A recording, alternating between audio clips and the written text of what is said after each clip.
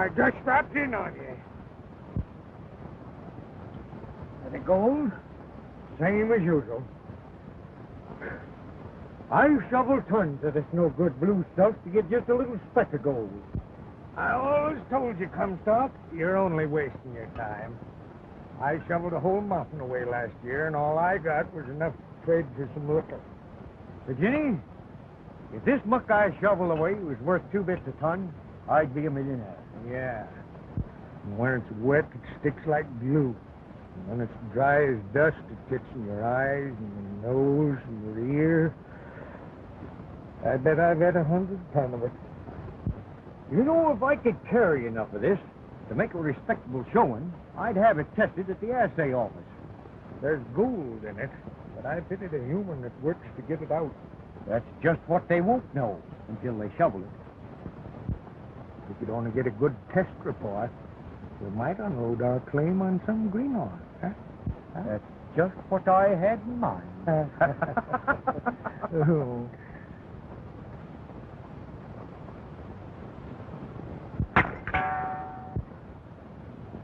Well, just so it won't be a total loss, let's call this a christening. I christen this here claim Virginia City. Yeah, I can see it's going to be a big city, full of jackrabbits, sage hens, and rattlesnakes. Yeah, come on. We're starting bright and early tomorrow for that assay office in Sacramento. How much gold do you think she'll run to the ton? It's this other I'm testing. Have you got any more of it out there? The whole place is reeking with it. It's everywhere. Your food, your eyes, under your nails. Yeah. Let me show you something. Here, give me that.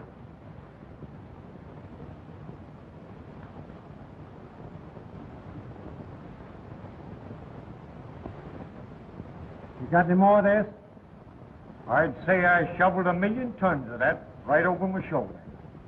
I bet more than that in my food. Yes, we cursed that stuff day and night for 4 years. Well, you better go right back and apologize to it. It's virgin silver. Runs about $3,000 a ton.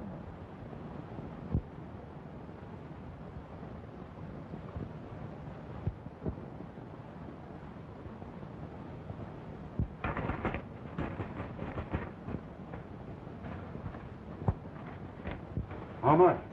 Ask him. He's the new owner of this shop. Tell me, Silco, now I bought your tobacco shop.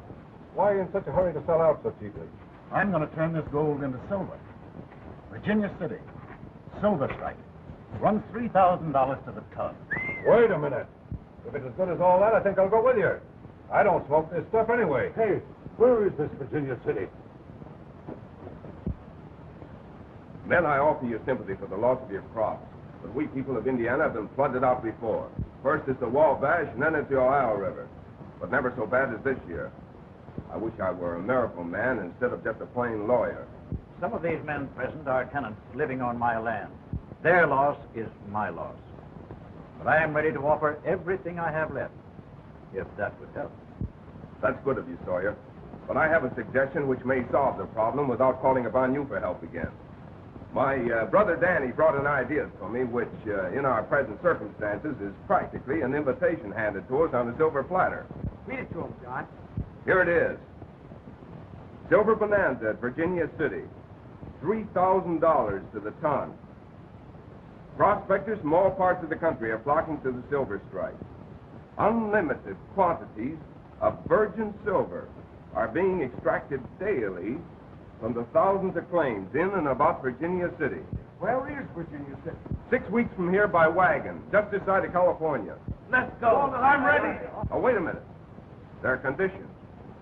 It means hardship, suffering, battles about claims. You're a lawyer, John. You'll take care of that. One man might strike it rich while another may never find silver. Now, we've been neighbors, we've been friends. We've had success and we've had failure. If I'm to lead you, we'll stick together as one outfit. We'll share our troubles and we'll share our wealth. That's the boy. Now, listen, you fellows are not going without me. Any of you that haven't any animals for the trip, call on me. I'm not leaving any stock behind. Well, that's a bird. I can use a horse. The mule will pull better. How about a wagon? Virginia City, oh, you wait for me. I come from Indiana. With my banjo on my knee. I came to Indiana with a banjo on my knee. That's my Virginia City, I grew up for the sea. It rained all night the day I left, the weather it was dry. The sun so hot, I froze and said, Susanna, don't you cry. Oh, Susanna, don't you cry for me. I came from Indiana with a banjo on my knee. Oh, Susanna, don't you cry for me. I came from Indiana with a banjo on my knee.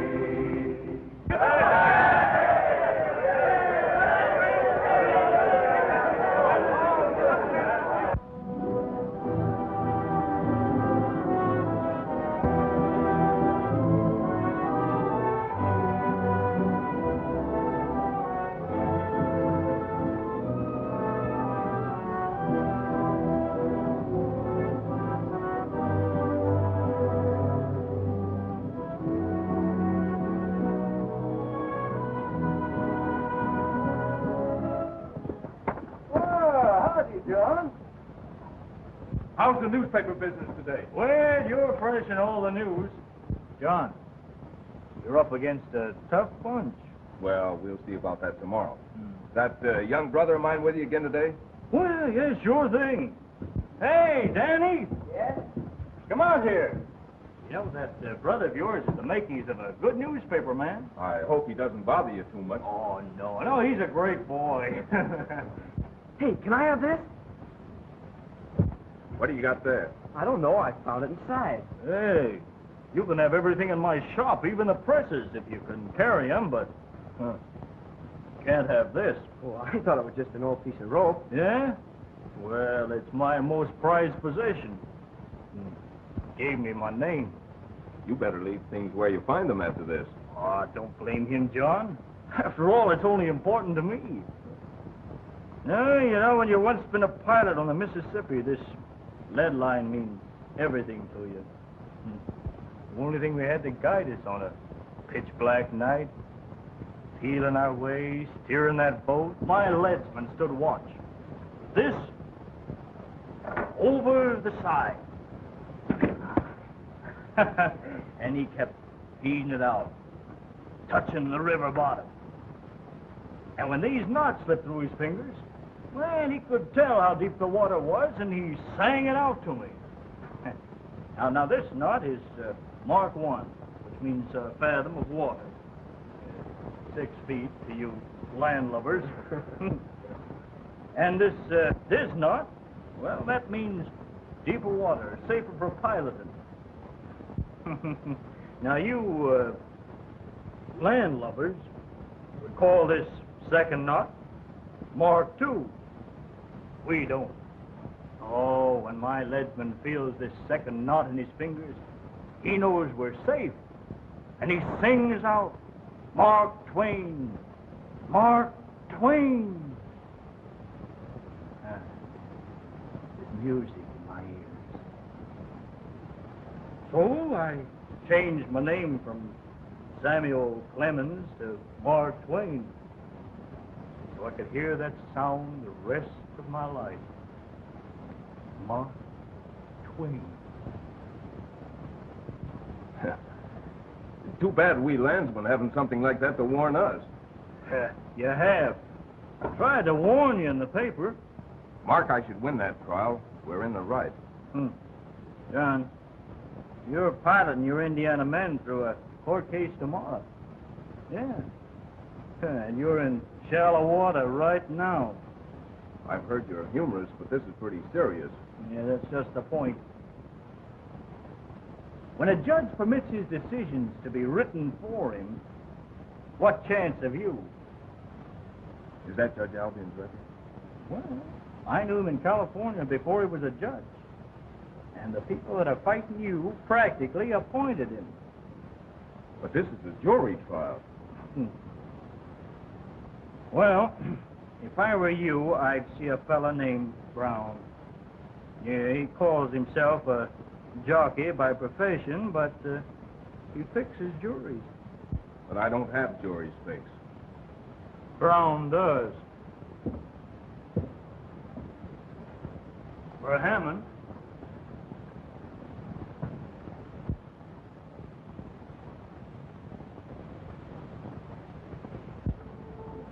Judge, you've made one mistake already.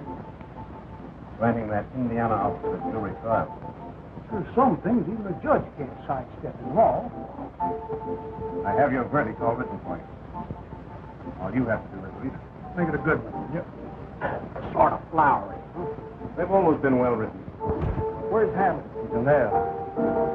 He's busy with Judge Albion. I wouldn't disturb him.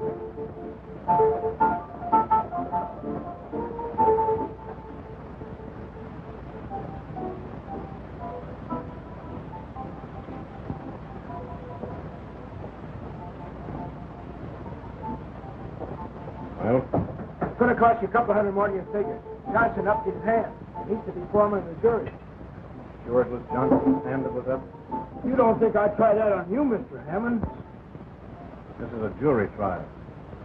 It isn't anything that you can take care of with a gun. I don't want you around that court tomorrow. John, our boys are ready to shoot up that court tomorrow, if you give the word.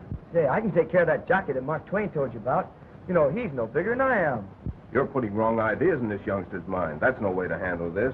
Well, with the case coming up tomorrow and the judge and jury both set against us, I don't know what we can do. That's just what I want to talk to you about. You permitted Danny to ride your racehorse Corsair several times. Now, Danny tells me this jockey Brown used to come around and clock his speed, and then pet the horse like a baby. Yeah, he wanted me to ask you if you'd sell him. He asked me. I told him he wasn't for sale. Sawyer, if Brown wants your horse badly enough to give us what we need, will you give him up?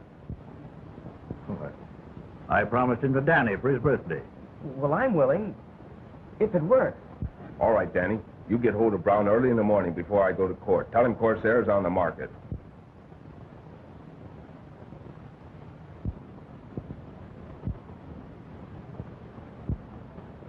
Corsair's a wonder. Fastest horse this side of California. Fastest horse in California, too. I guess you're right. If I had him down to the Sacramento and San Francisco fairs this year, I'd clean up. Sure you would. Your brother says you got the right to sell him. Well, I have in a way, but not for money. What does that mean? I want some information. You have it. Information? About what?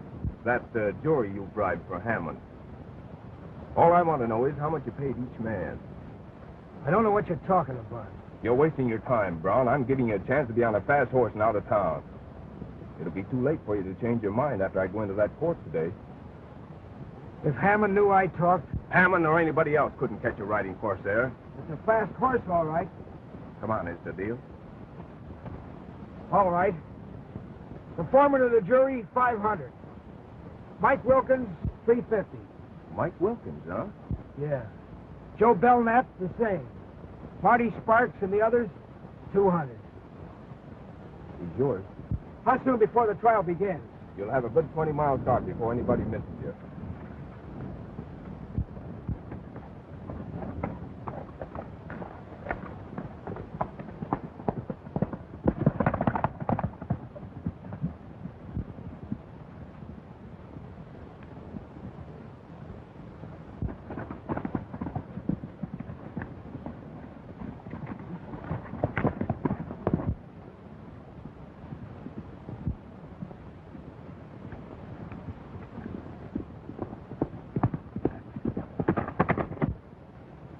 Gentlemen, I call your attention to a book written by a man named Noah.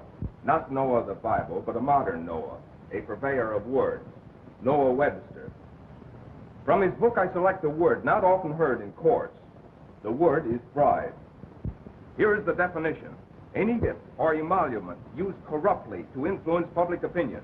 Now, bribery affects both the parties of the first and the second parts.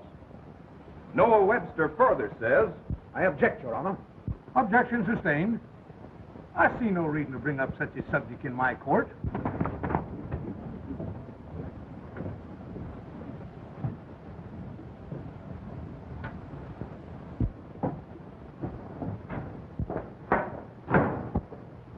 Where's Hammond? In court. You'd better stay away from there.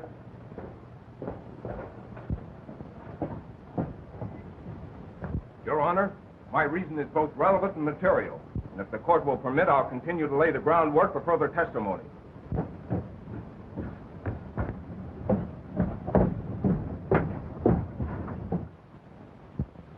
I now cite from a case of 2 years ago in the state of California, a case somewhat similar to this. The jury found against the defendant. Later, another jury sat in judgment against that jury. The foreman of the jury was found guilty of accepting a bribe of $500. 2 others, $350 each. The rest of the jury sold out it per man. I strenuously object to this court being made a mockery. Objection sustained.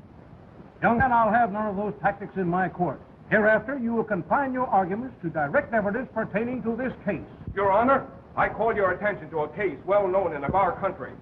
You heard what the judge just said. You and your outfit clear out of here. Here we are, Hammond. John, I've got Hammond.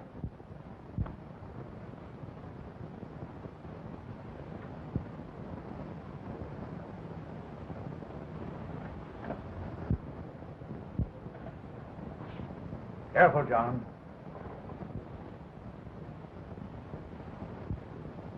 Hammond, you better tell your man to put them down. Do as he says, Bates.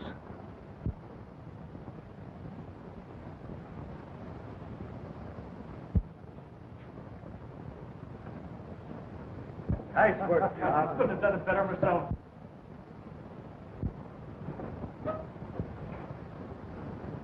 Take the witness stand. Thanks, Danny. But I'm not a witness in this case. I'm a lawyer. Your Honor, when I referred to bribery, I had this man in mind. I'll ask the court to swear him in as my witness. Can't you see he's intimidating the court? I demand that you declare a mistrial in this case. If that's it, this court declares a mistrial in this case on the grounds of intimidation and misconduct. Too bad we didn't win. Yeah, but we didn't lose. We've got a fighting chance now. That's right. Maybe Judge Albion won't be around here much longer. Not thinking about shooting him. No, that's not my game. Here, take a look at this. Well, even if you did shoot him, it wouldn't make a better news story than this. Enough of these petitions for the removal of Judge Albion are being signed tonight. I'm taking them to Carson City asking for a new judge. Think you'll get sufficient signatures? Well, they're being circulated all over town, going like hotcakes. Hey, what's your hurry? This petition business calls for a special edition of our paper. Got to get it set up right away. This is news. You certainly bungled my case today. Now, don't you worry. I'll know how that smart lawyer when that case comes up again. Hey, boss, look. The town's flooded with these things. And everyone's signing them. What is it? Just a petition asking for your removal as judge of this district. Hammond, we're through if that ever gets to Carson City.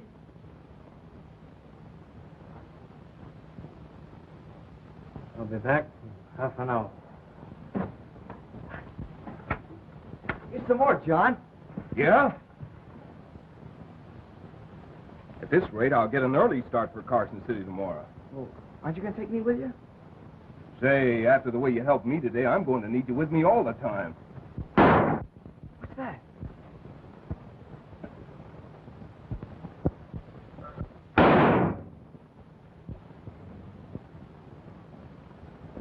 Keep away from that door, Danny.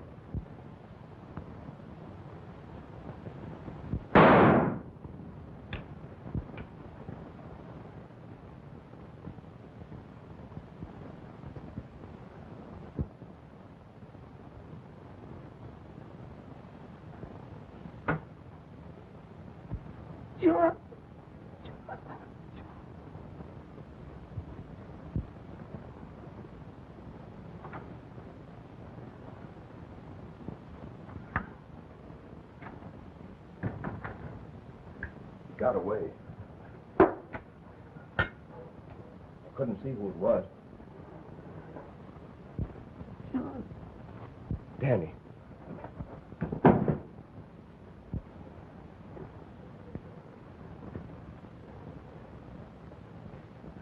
Dan, where did it hit you?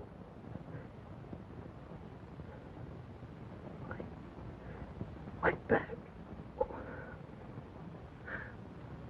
I can't move my leg.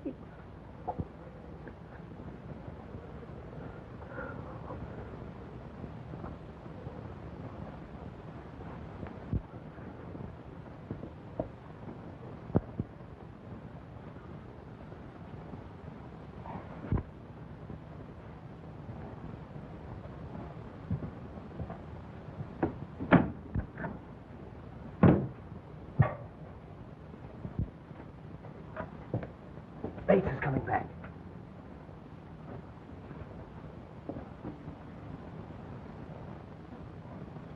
All right, Jeff.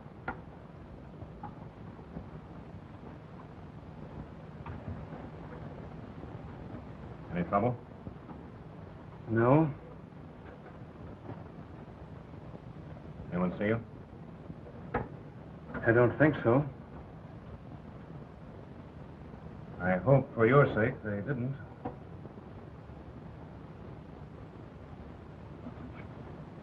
And I think these belong to me.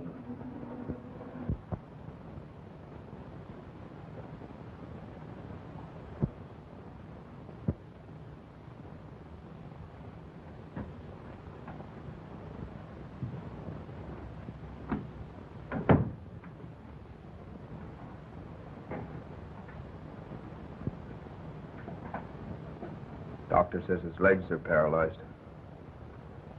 Shot through the spine. He'll live. Yeah. Mark. Yeah. Danny insists I go on to Carson City. Says with you and the doctor looking out for him, he'll get along all right. That's right, John. You go ahead. We'll all look out for it, Danny. Thanks. Governor, these petitions for the removal of Judge Albion are signed by hundreds of Washoe County citizens. The evidence against Albion is clear and undeniable. His decisions are crooked, and he permits his juries to be bribed. Young man, you're making grave charges which you'd better be able to prove. I have that proof. Albion and his gang won't stop at anything, not even murder. Are you willing to make these charges to the Attorney General and to the members of the Territorial Supreme Court? Yes, Governor. Virginia City must have a new judge.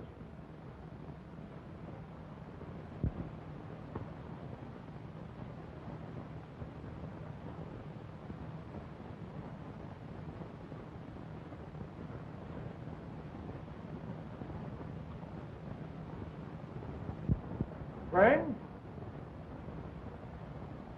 in welcoming Judge Avery to Virginia City, I must pause to make complaint against the possibility of over-honesty in court decisions.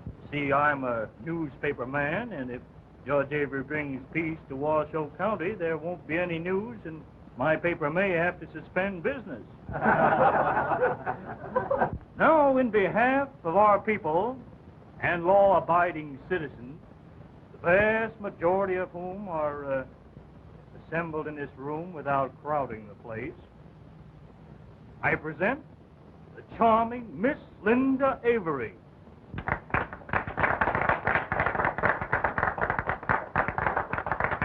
Daughter of our distinguished judge, William H. Avery.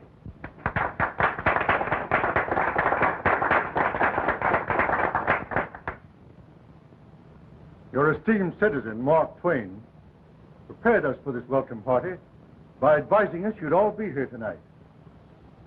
When Mr. Twain met my daughter Linda, the first question he asked was, "Can you cook?" He said Virginia City has everything but a good cook. My daughter accepted Mr. Twain's remark as a challenge. So, as your new judge of Washoe County, I'm going to render my first decision. Linda, we will excuse you while you go into the kitchen and prepare the evidence.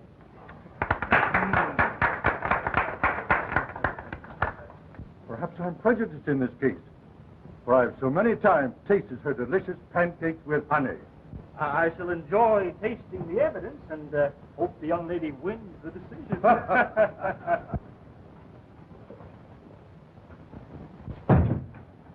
Well, what are you doing here? Since you're preparing the evidence for this case, I've appointed myself your attorney. You may need me to defend you. You better get out of here. I have work to do. Let me show you how to break them with one hand. Oh, no, thank you. I have enough. Right. One more won't hurt. Oh, that's all right.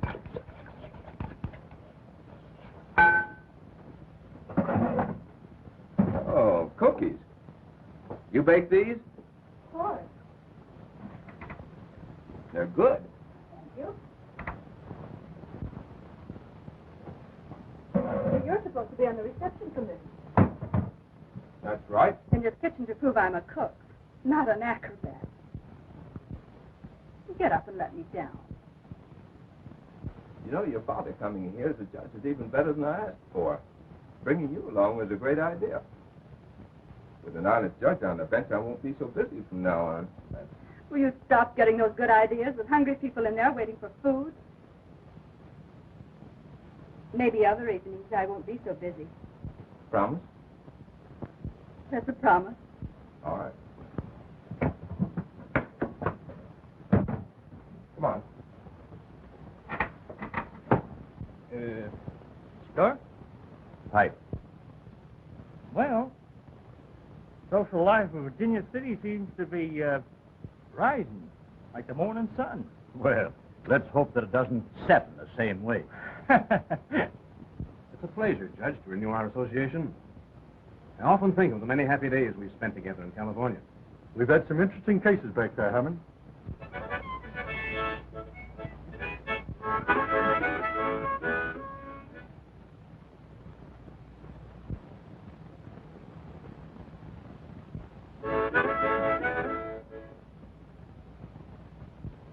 Well, I guess I might as well let him get it out of his system. Well, play. Yes, now.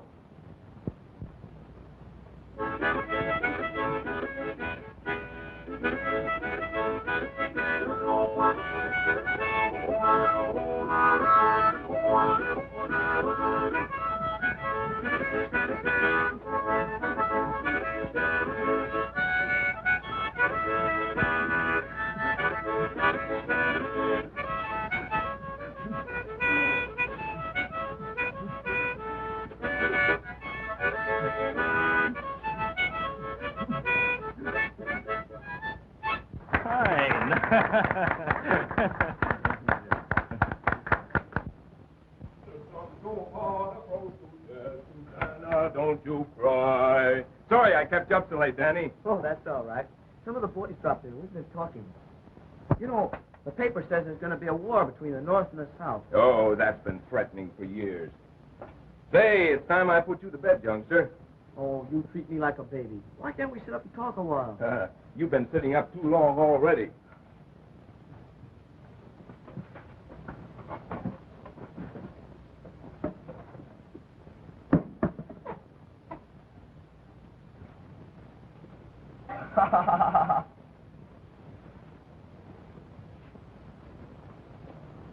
What's fixing you?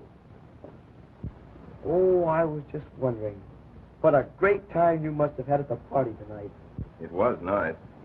But you seem to be enjoying it more than I did. That new judge is certainly a remarkable man. Well, who was at the party? Twain, Sawyer, Hammond, a few others. Nice little crowd. Anybody I don't know? Oh, yes, the judge's daughter was there. But she was out in the kitchen most of the time.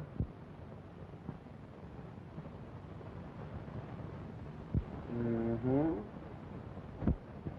Just what do you mean by that, mm-hmm?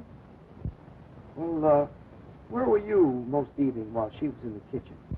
Say, did Twain or Sawyer stop in here on the way home? Why? Were you the last one to leave? Well, come to think about it, I guess I was. I wanted to have a little chat with that new judge. The judge? Or the judge's daughter? Say, are you a mind reader? You've been sitting here all evening, and yet you seem to know everything that's going on. I don't have to be a mind reader. Look.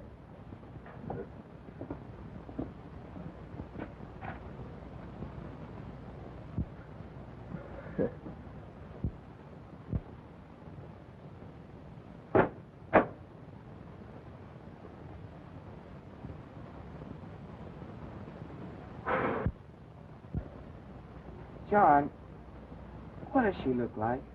Oh, she's marvelous.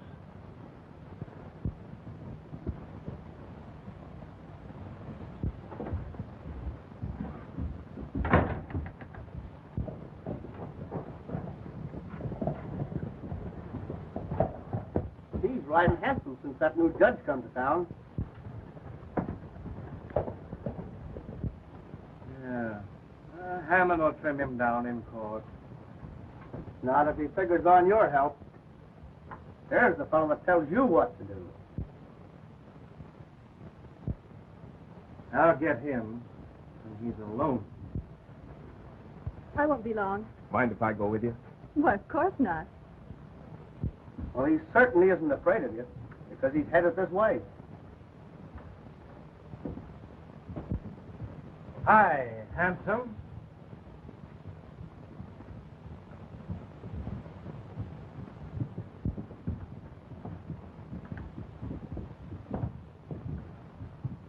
How's the ladies, man?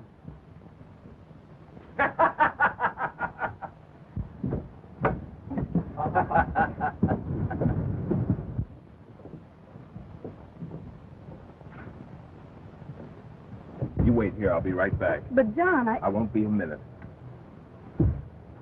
Tom's yellow. Didn't even answer me back. I was just itching for him to answer me back. One word out of him, and I'd have let him have it.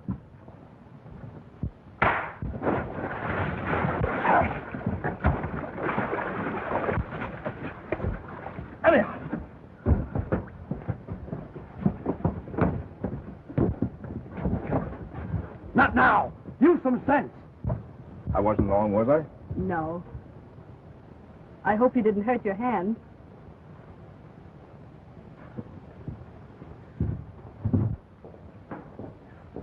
You're wringing wet. Quickest fight I ever saw. You heard it crack? I looked, then a splash, it was all over. Give me a drink. Can't be rain. You're the only one that's wet. You keep your mouth out of this. That's good advice, Bates. You should have thought of that before you opened your mouth to John Storm. Funny, huh? The funniest thing I ever saw. And the first baptized in Virginia City. Wait till Mark Twain writes this up. Say, that guy had a fist as big as a ham. How'd it taste, Bates? How'd that one taste? Has anyone else got anything to say about this? I'm declaring myself right now. Giving that lawyer, John Stone, till tomorrow noon to get out of Virginia City. Take his crippled brother with him. If he's around this town tomorrow noon, I'm going to hunt him down and blast his head off. Don't help me. I can take this next step alone. Careful, Danny. And that doctor said I'd never walk again. Come on now, don't be afraid. I'll catch you if you fall. Fall? I'm not going to fall. Say, you just keep out of my way. You know, if you people let me alone, I could make it all the way across the room. You're making a fool out of that doctor. Hello, Mark. Come on in. Well, what's all this? So look, Mark, here's something for your paper. Now let me do this alone. Well, let's see if you can make it over here. That's enough now. Yeah, it's a good day's work, Danny. Mark, you'll be walking one of these days. Well, he sure looks like it. We'll do better tomorrow, won't we, Linda? Of course you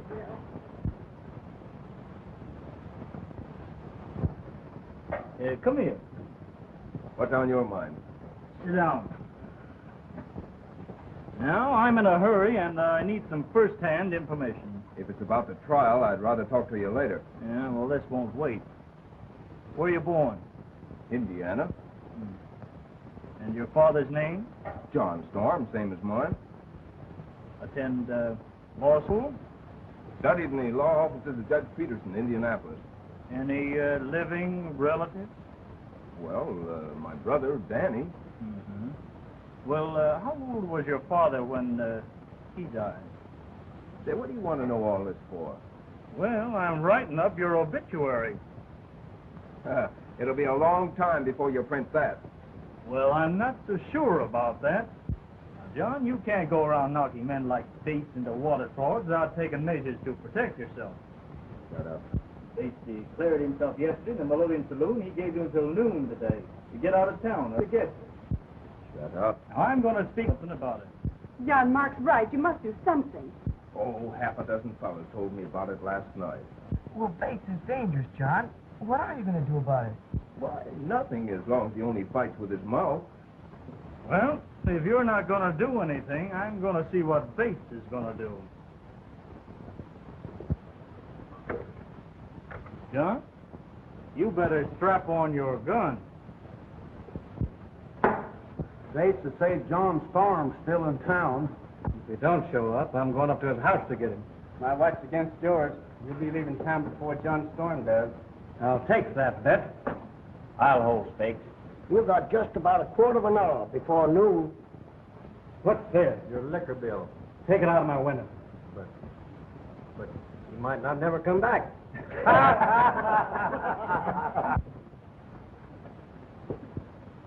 Bates hasn't left yet. He's out there in the bar doing a lot of talking. You better get him started. Go out there and tell him that I'm betting my horse against his, but he never gets John Storm. I still think you better pay me now. Bates, Hammond says his horse against yours that you don't ever get John Storm. I'll take that one, too.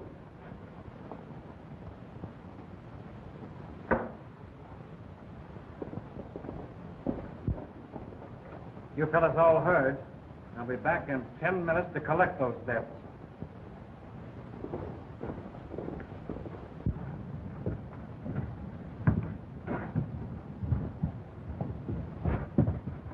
Look, will you two stop your worrying?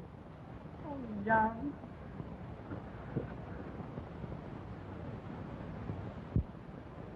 John, Bates is coming here.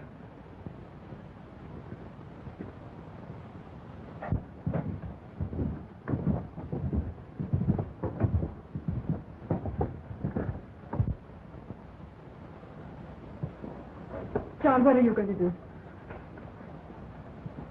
He won't come here, will he? No, You're not going out there. I can't let him come in here. You can't go out there. I won't let you. John, please. No. Please don't go. You've got to listen to me. You can't go out there. He'll kill you. John.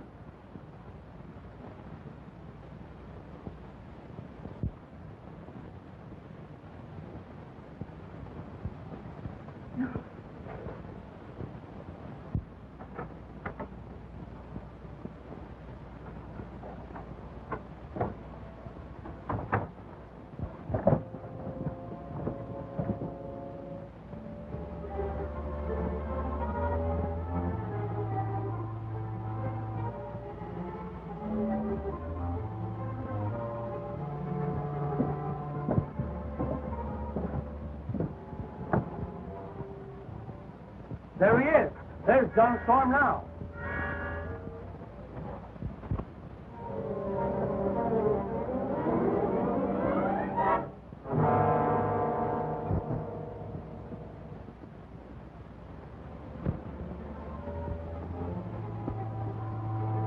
Bates, I want your gun. Yeah? Well, come and get him. Keep your hands where they are.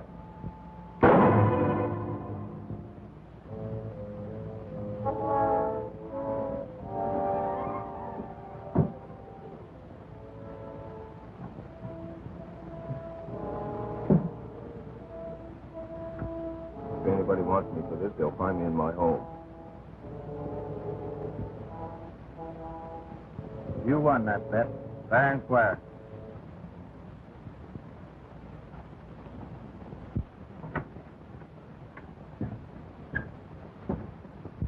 What Twain got to say today? Oh, this ought to interest you. Linda might move to Carson City. Her father might get appointed to the Supreme Court. I hope nothing like that happens before he tries our case. I'd hate to take a chance on a new judge. Well, Mark's guessing about 6 months ahead on that appointment. Hello, Hammond. What are you doing here? As you and I are to appear in court against each other, I thought it best to come over and see you. Anything that we have to say to each other can be said before Judge Avery. That's just what I want to talk about. I think before we go to trial, we ought to have a little understanding about a few matters. Well, if you insist, will you step inside? Thanks. Call if you want me, Danny.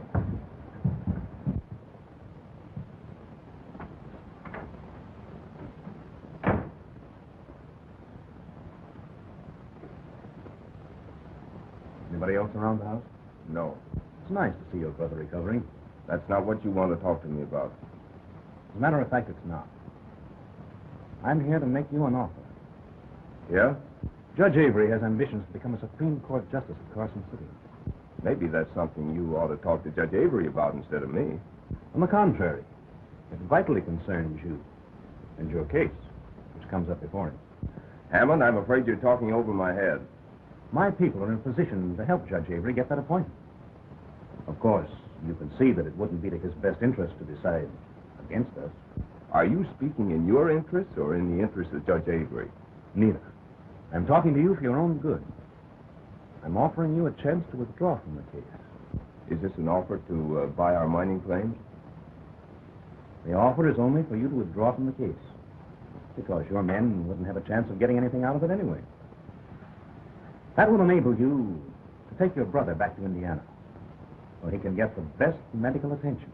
And as you are in line to become the judge's son-in-law, I'm sure you'd want to save him and you the embarrassment of deciding the case against you.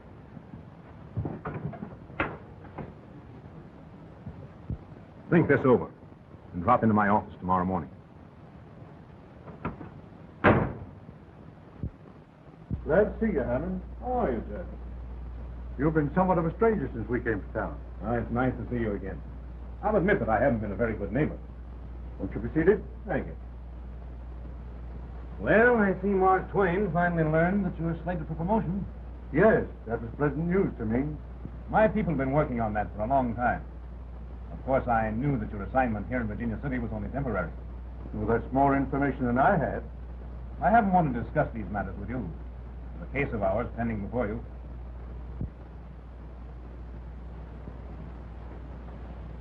Hello, Linda. Good evening, Mr. Hammond.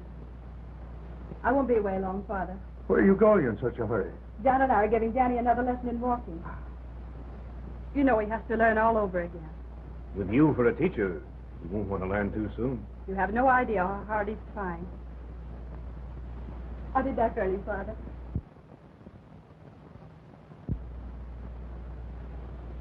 Good night, Mr. Hammond. Good night. Good night. Judge, I hope you realize the importance of your decision tomorrow to my people. I imagine it's also important to John Storm and his associates. But I'm sure John Storm and his men aren't important to you, the way things stand now. Hammond, you're taking advantage of friendship to dare discuss a decision of mine before it is made. Discussing it afterward, Avery, will be too late.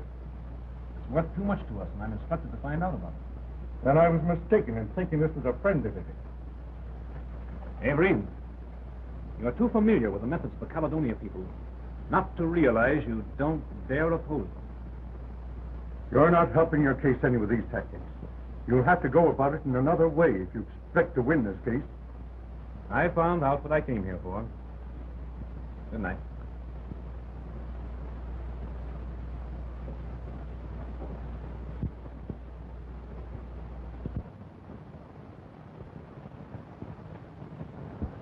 Howdy, John. Hello, Mark. Well, I hope Judge Avery decides in your favor today.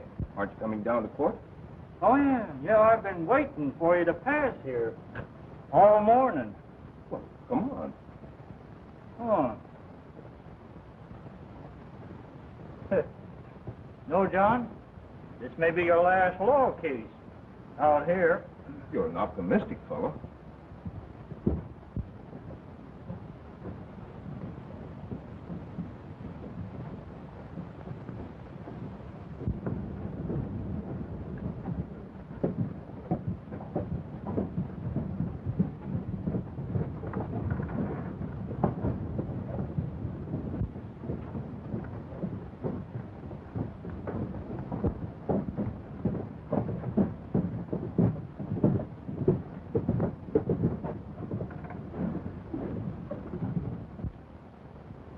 You boys get the horses down at the end of the street.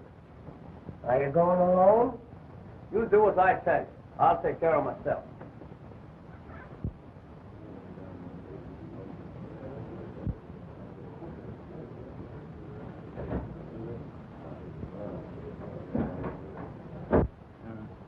Have you noticed none of Hammond's men are in court?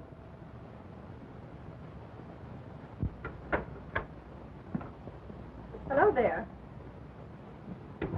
John's already left for court.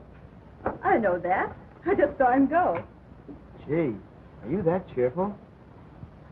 I'm scared to death. Oh, did your father tell you anything? No.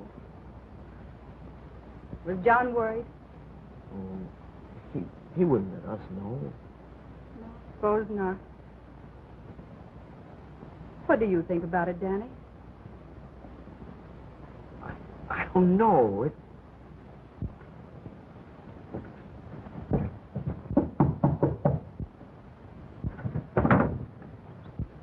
I'll see who it is.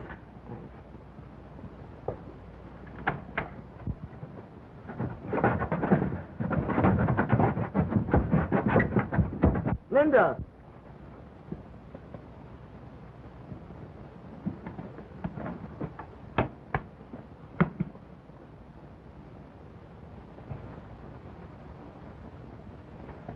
Linda!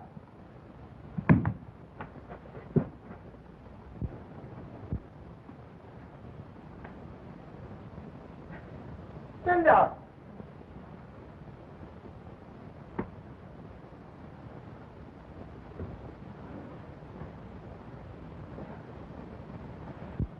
Linda! Linda!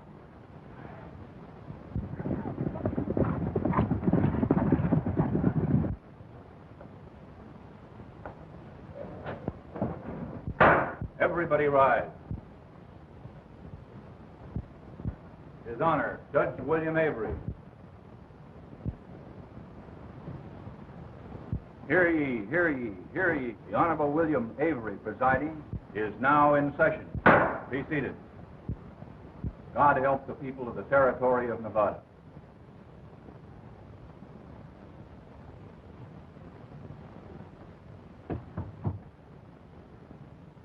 The case called before the court is Caledonia Mining Company against John Storm and others in regard to title of certain mining claims.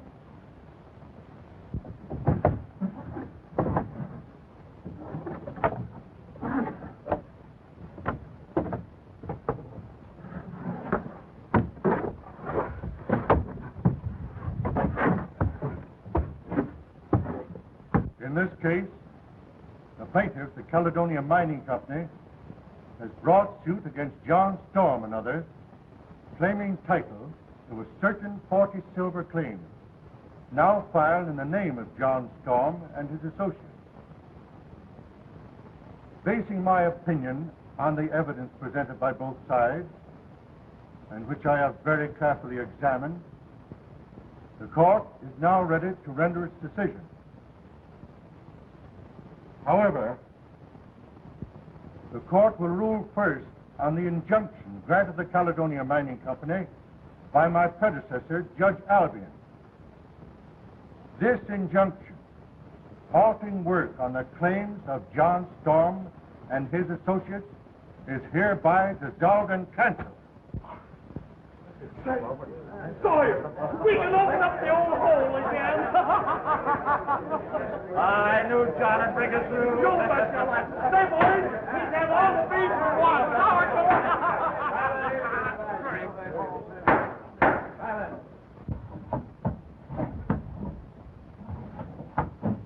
In the matter of ownership of these claims, the court's decision is... Your Honor,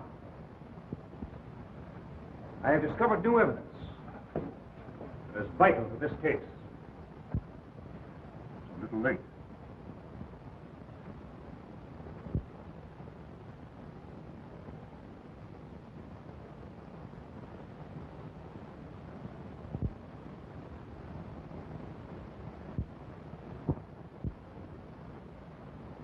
The court's decision is in favor of the defendants, John Storm and his associates.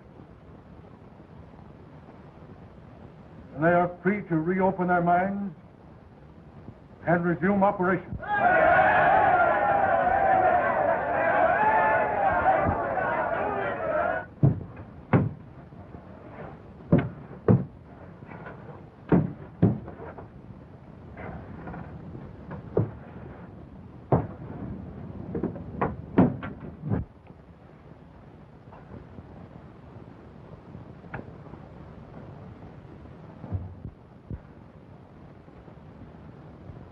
John!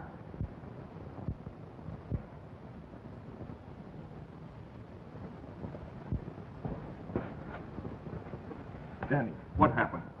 They took Linda away. Who? Where? I saw them ride away with her. On a horse. Which way? They went toward our mine.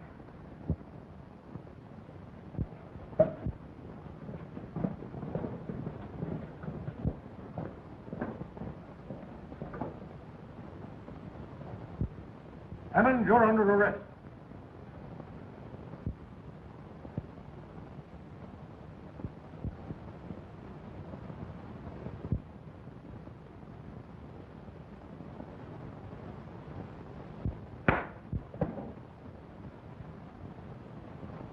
Don't leave this courtroom.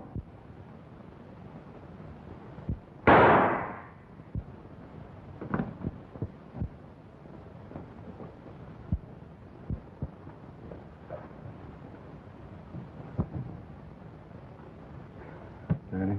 Oh, I'm all right. I hope John gets back with Linda. Thanks to you, Danny, they didn't get too good a start.